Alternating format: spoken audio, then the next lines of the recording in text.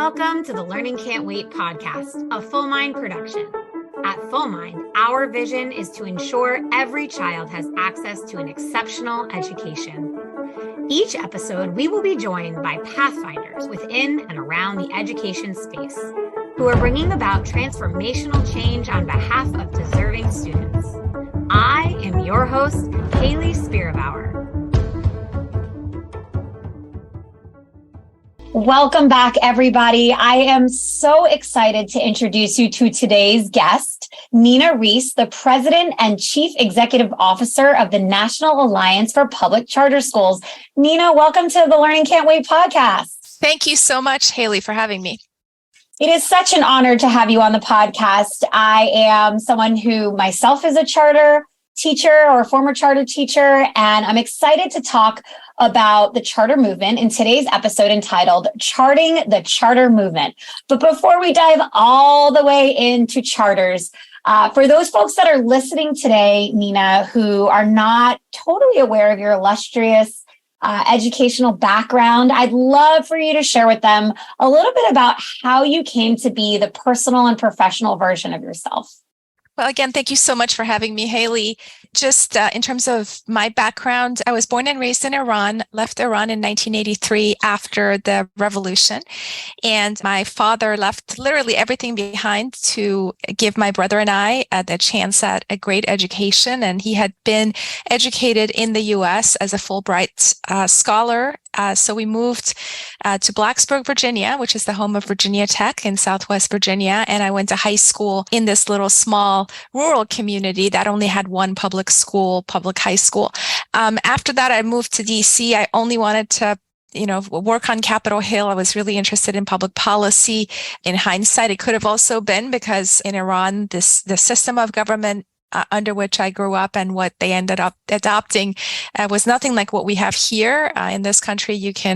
Your voice does matter. I know it's not always working as perfectly as it needs to, but there is a process in place in order to make sure people are going to the ballot box to elect the people that they want. And the more engagement you have, at the local level, at the state level, at the federal level, the better the results will be. But one of the things that I have grown to appreciate or kind of understand also is the importance of constantly reminding people about this great privilege that they have as Americans, which a lot of other countries, unfortunately, don't have.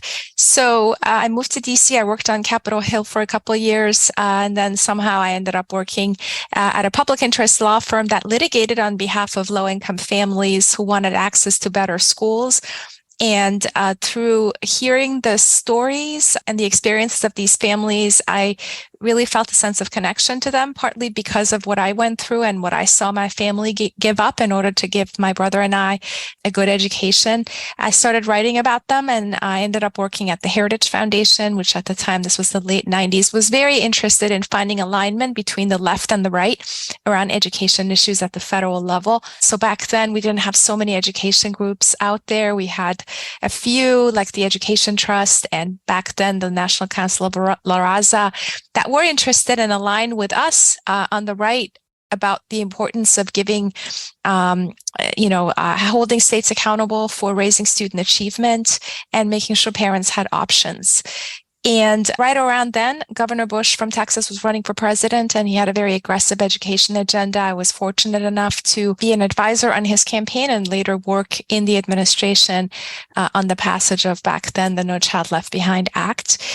And after that, I worked at the U.S. Department of Education for a few years, where I got to really understand the full menu of things that the federal government is involved in. And I got to really better understand not just the constituencies, but the different aspects of education, not just from a parental empowerment standpoint, but also from a, curriculum and, how do you create systems and create incentive processes in order to make sure you're ultimately serving the needs of families.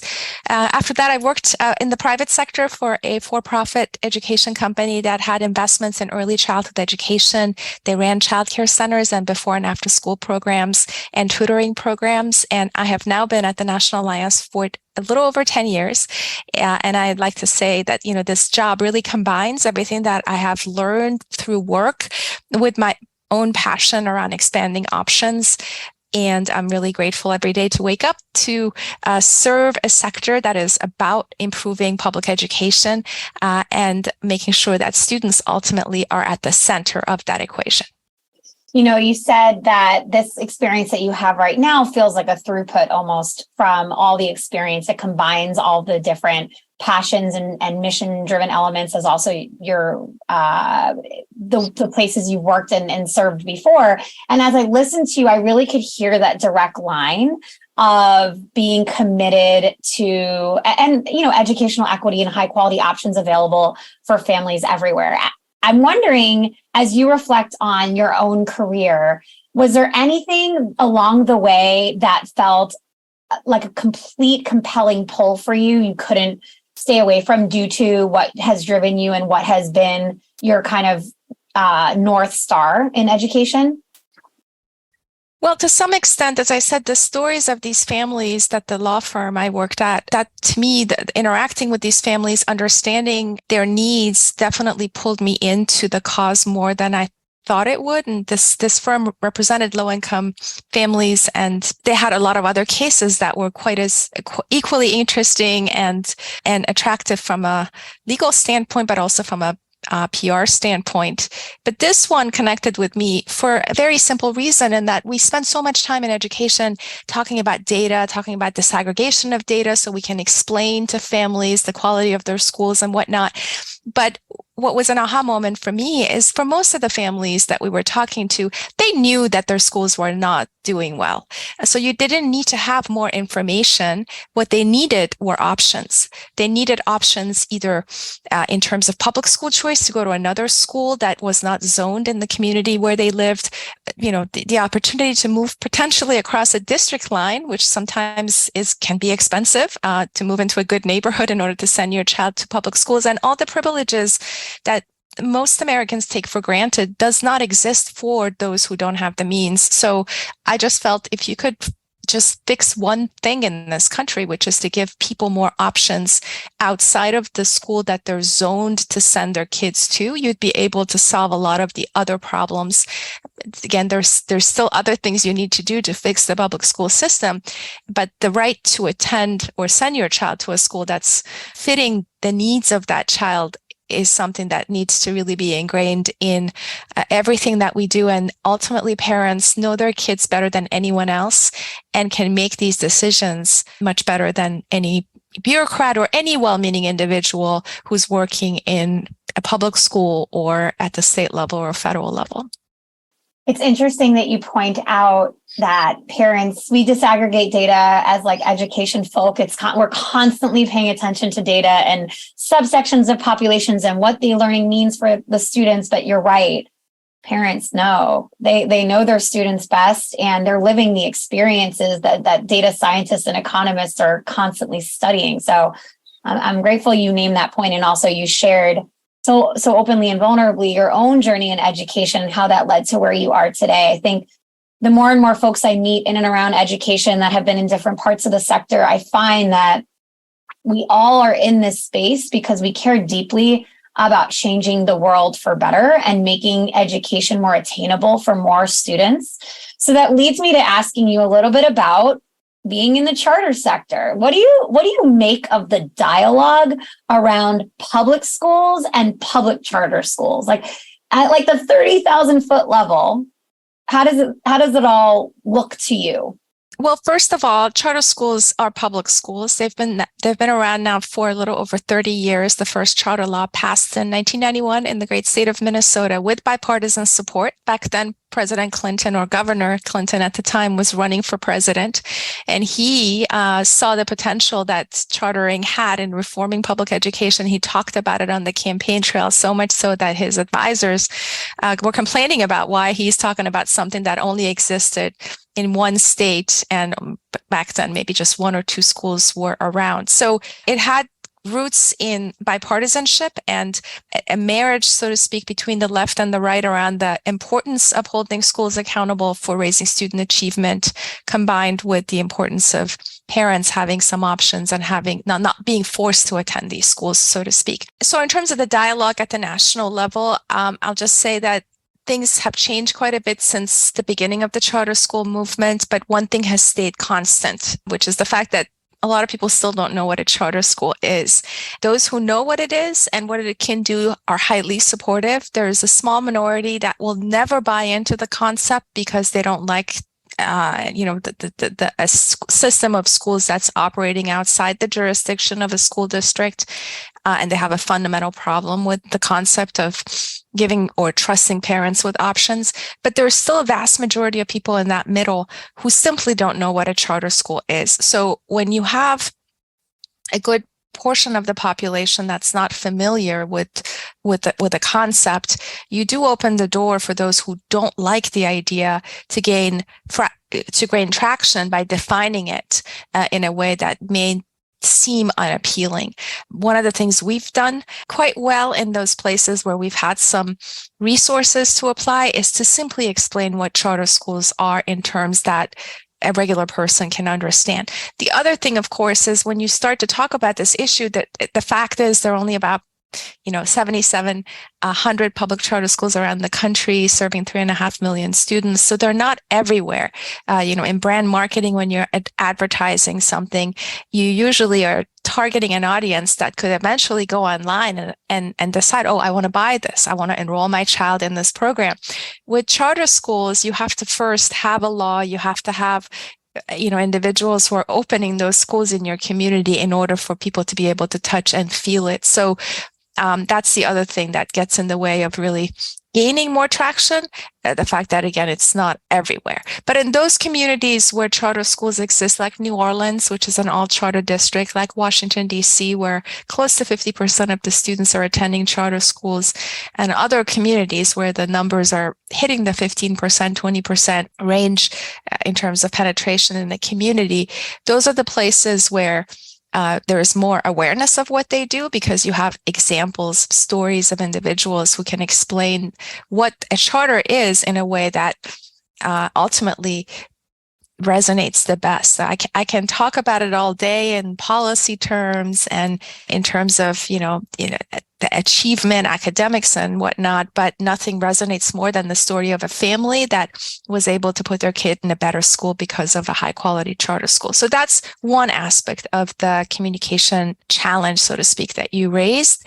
The other piece of it, quite frankly, has to do with the politics of chartering. And whenever you're trying to change something, you're going to get resistance, even if the change ultimately benefits the people you're trying to serve. And that is, quite frankly, some of the headwind that chartering has hit in those places where you have the establishment responding to families leaving the system, whether it comes in the form of union opposition. It also, in some instances, may come in the form of the district officials' opposition. What I have found to be true, though, is the more you engage the community, the more you bring people to the table to talk about the benefits of something, and the more you rely on the families who are benefiting from charter schools to talk about this issue, the more authentic the story becomes, and the more you will see forward momentum in expanding charter schools and creating buy-in from those on the ground.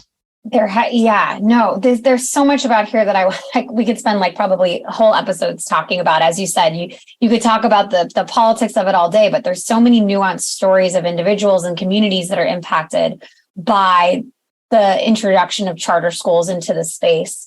My experience in teaching and leading in charter schools has been in New York City, which has had its kind of heyday during the time that I was in a charter school, which was around 2008 to 2018. There was a major boom in charter schools, proliferation of both small organizations and large, very well-known organizations in the charter movement. And it's interesting because I would imagine, as you have named, there are regions that are saturated and regions that are less saturated. So the public understanding of public charter schools in spaces with less saturation is very different than how I probably saw it. Does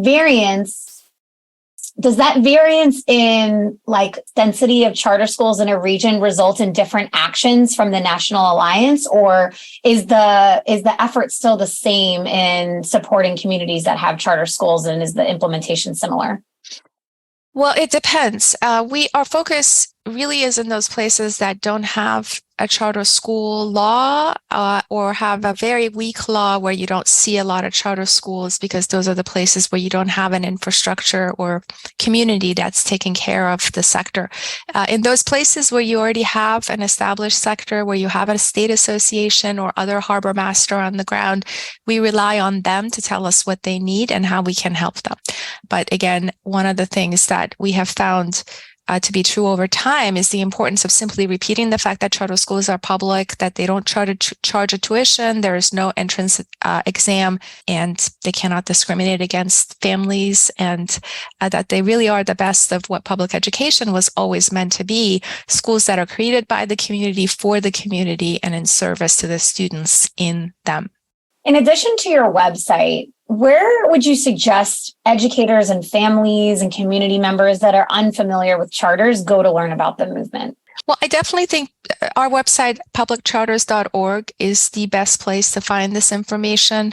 There are other organizations, again, depending on the state that you're in, that also advocate on behalf of charter schools, and we have links to those organizations if you go to our website and hit the partner page. With that said, if you're looking for a charter school, we have a website, but the other resource that I'd like to highlight is Great Schools and Niche. These are places that have information about options, and if you're in a community trying to find a school that fits your needs, but you can Google and search for the schools in your neighborhood, and that's also where you can identify potential charter schools to send your kids into. And those websites also have information about academics and the people who are sending their kids to those schools believe or think about that school, their rating systems in place. You know, Nina, as part of like the next portion, I want to ask about how the pandemic has affected the charter school movement and the charter school community. And I have a whole bunch of like singular lines of questions. But the first one is, overall, what changes has the pandemic brought to charter schools from your vantage point? Well, the first thing that the pandemic did was to really elevate education in the eyes of families who were getting exposed to what their kids were learning on their kitchen tables and in their own homes. So beyond charter schools, more parents started to notice what was being taught in their school, how well teachers were able to use the online medium to communicate with their kids. And in many communities, it led to parents making choices. We noticed, and the National Center for Education Statistics has confirmed a number that we put out last year, about 1.3 million families left the traditional system for something else. 240,000 of them enrolled in charter schools. And again, keep in mind, we don't have charter schools everywhere. So that number would have been higher if we had, or if parents had the ability to select the charter school in their community. So parents definitely wanted something different, and charter schools were one of the options that they gravitated towards. People thought, oh, that's just an uptick, but we did it for the 21-22 school year. And we found that the numbers held steady, which means there may have still been shifts between a charter and another charter, but the increase in enrollment in charter schools between the 2020-21 school year and the 21-22 school year held steady. So the 250,000 families are now in charter schools because it's an option that they wanted. And keep in mind also, people don't make changes in their schools that often. You have to really be unhappy or be seeking something different for some reason in order to move your child and make the decision to pull them out of their existing school and put them into a new school. So we take this very seriously, and we're happy that so many families opted for charter schools. So, okay, that covers enrollment perfectly. That was the first one. That was the first sub-bullet. The second one is about teacher retention. How has the pandemic changed teacher retention within the charter schools across the U.S.? Well, look, one of the things that charter schools have is the ability to attract the best and give them the freedom and autonomy to do what they do best, which is teach. And in those communities where you have a reduction in the size of the school, or if you have changes in demographics and in terms of mobility rates, you're probably going to see some shifts in where teachers went. Certainly in the labor market, there are more jobs out there. There is this narrative that there is a lot of fatigue in the system, but there are also studies that demonstrate that these things may be more pronounced in certain communities over others. With the charter leaders we speak to, the key thing they raised in the few months post-pandemic, sort of in the because there's also so much money that the federal government disseminated, so in order to make sure that people were getting paid, that they had the resources to clean their schools, that they had the resources to offer tutoring and other services. So in talking to our leaders, it became obvious that in many instances, they wanted to hire more people, and that there may not be enough individuals out there who are attracted to teaching or to tutoring or to being a bus driver, because there's so many other jobs also available out there. But these are anecdotal stories. I don't have data that specifically says, we had a reduction at the national level in the number of teachers in our schools. If anything, we're noticing more people interested in charter schools, which then opens the door for more individuals going in. And keep in mind, in most of the states that have high quality laws, there are alternative routes to teacher certification to go into a school. So if you're interested in educating a child, your odds of being able to hit the ground running at a charter school in some places are higher, because you don't have to go through all the other, burdensome rules and regulations that are required for a teacher to teach in a district school. Helpful. I'm curious, I wonder, we're seeing like a major shift in the first 2 points that we just talked about. Student enrollment nationally is on a decline for the second year in a row, and there are regionalized teacher shortages. And I'm wondering how, over time, I don't think you have an answer right now. You said at the national level related to teacher retention. I'm curious in the next 5 to 10 years, what we're going to see as trends and how those trend lines will either parallel or intersect in the public and public charter. Like it remains to be seen. It remains. Yes. I talk about teacher shortage almost on every single episode right now. Everybody has to talk about. Everybody has an opinion or a stake in the teacher shortage and how it's impacting their purview within the space of education. So I think a lot remains to be seen over the next 5 to 10 years. Absolutely. And it's a great question, not just because of the pandemic and birth rates, but also because of the changing face of education. And the other thing that the pandemic introduced was technology. More schools are now offering Chromebooks and access. There are more hotspots and places where you can actually get internet access. For the first time, Republicans at the federal level also started embracing efforts to really address this other aspect of infrastructure, which is about connectivity. So I do think technology is disrupting this space as well. And, the need to have one highly qualified teacher in the classroom may not be quite as pronounced as having individuals in the classroom to monitor what students are doing with a highly qualified teacher beaming in to teach a class. But for our sector, because so many of our students are from disadvantaged backgrounds with working families, they still need to go to a physical school, and the online medium in and of itself is not a great medium, especially for small children. So we're always going to need individuals who care about children in the classroom, people who are interested in innovation and really meeting the unique needs of children. So regardless of what technology does to disrupt, we still need to have skilled individuals who really care for kids. And I think of all the jobs out there, this is potentially one of the most rewarding ones. There might be some fatigue and post-pandemic, I think a lot of people are suffering from a whole host of trauma and other things that came about for being, in the house and not all the uncertainties that it brought. But it also, when you go out now, you see so many people who are eager to congregate, eager to move on past the pandemic. So I think there is something about our space that is very attractive to those who want to innovate and who want to test different things and who are committed to the social justice mission of our schools, which is about closing the achievement gap. And so we have great opportunities to really attract the best and the brightest. And I always encourage our leaders to lean into that a lot more and not accept some of the facts that are usually given to us around, labor shortages and whatnot. Yeah, I think the dialogue around labor shortages and teacher shortages brought a huge debate between economists and school leaders and individual teachers. And if for no other reason than that debate, I'm glad it happened, because that debate, you started out our conversation today by naming that the pandemic brought to light how important education is. And I think that debate brought about an important discourse around the profession of teaching, the value of education the value of teachers in the classroom, and how right now I believe in the collective trauma of everyone, but especially folks that have been in school buildings over the past 3 years, has really taken a toll. And that brings me to the last kind of pandemic related impact question, which is about students.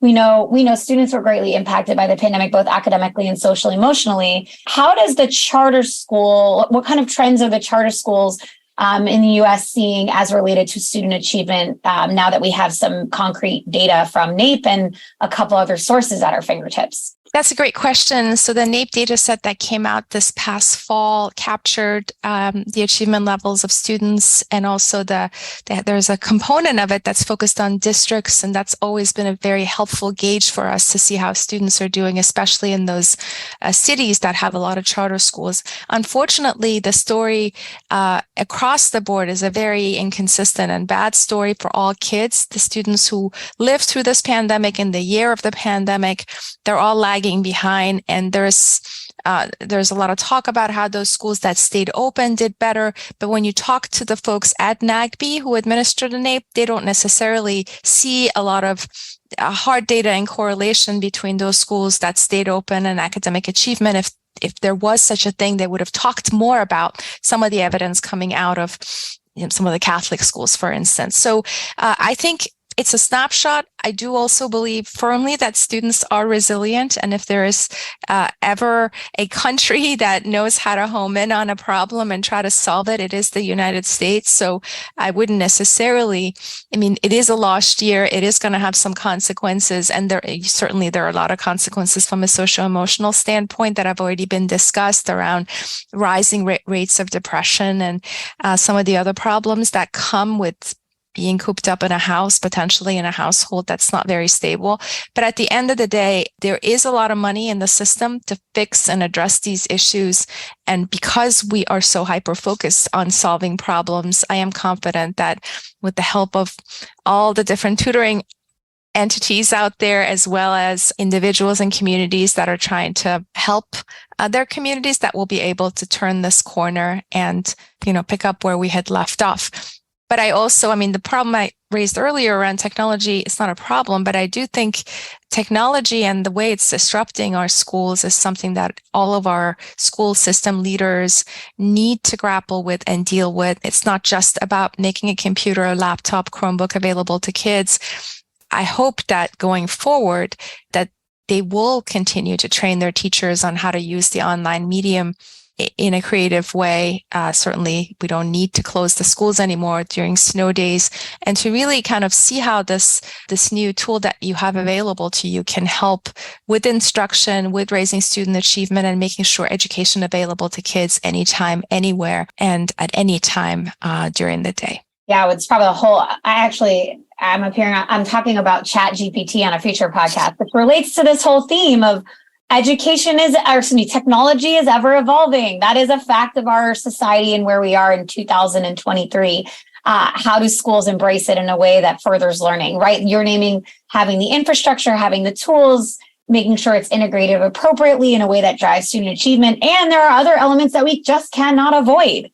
There are going to be continual evolution of tools. And so I appreciate your optimistic spirit for the future and the realistic notion that schools have to embrace supporting teachers in understanding the technology and utilizing and implementing it effectively, which is like a perfect segue to our final question today, which is for teachers starting their career. Nina, what advice would you give a teacher starting their career today?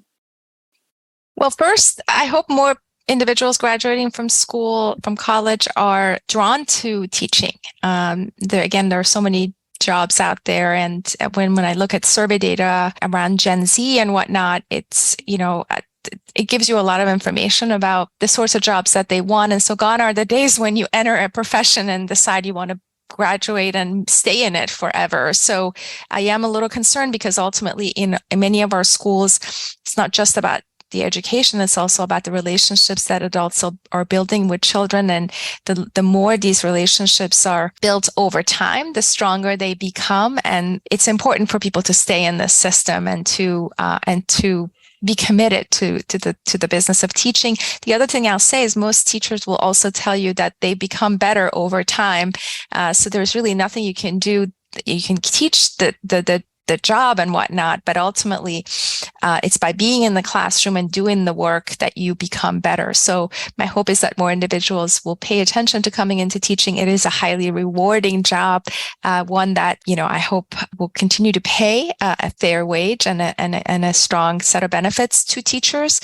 But my advice is to consider teaching at charter schools, public schools, private schools, but to commit to teaching and to consider teaching as a profession and when they graduate from college. That's strong advice to end on.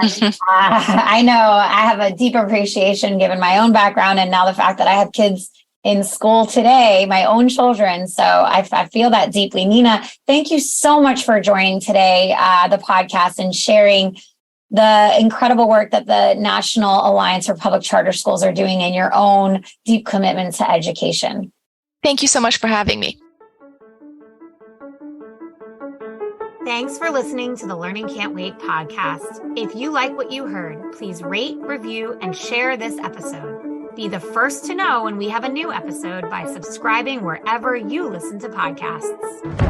If you'd like to be a guest on the show or have a suggestion for an episode, email us at podcast@fullmindlearning.com.